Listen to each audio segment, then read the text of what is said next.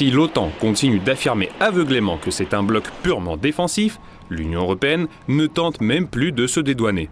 Membre de la Rada ukrainienne, Oleksiy Goncharenko a une vision bien particulière de l'économie mondiale et, après avoir vite fait quelques calculs, a présenté avec la plus grande fierté son plan de résolution de la crise économique en Europe devant une assemblée parlementaire du Conseil de l'Europe quasiment vide.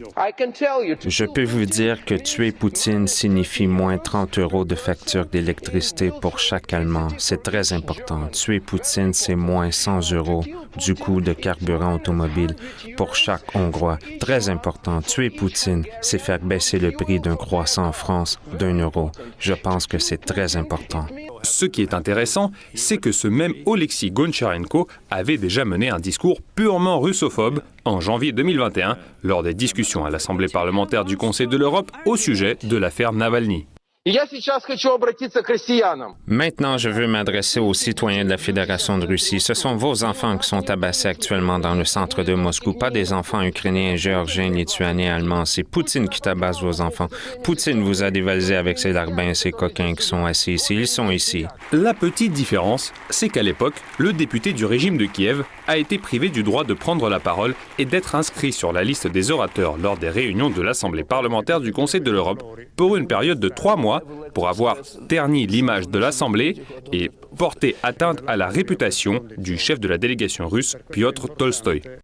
La Commission a conclu, sur la base des paragraphes 5.3, 7 et 25 du Code de conduite, que vous avez commis une grave infraction du Code de conduite. Par conséquent, la Commission a décidé que vous seriez privé du droit de prendre la parole et d'être inscrit sur la liste des orateurs de la session de l'Assemblée pour une durée de 3 mois. Je tiens également à vous informer que la Commission a décidé de reporter à sa prochaine session l'examen de la deuxième plainte déposée par la présidente de l'Assemblée concernant des incidents survenus dans l'hémicycle au cours de la session du matin de l'Assemblée le 20 avril 2021. En 4 ans, la charte de l'Assemblée parlementaire du Conseil de l'Europe aurait-elle été modifiée?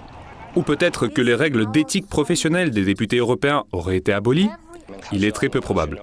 Par contre, ce qui a évolué, c'est le jusqu'au-boutisme européen et la russophobie. Des sujets qui sont à revoir pour Bruxelles pour pouvoir diminuer le prix des croissants en France.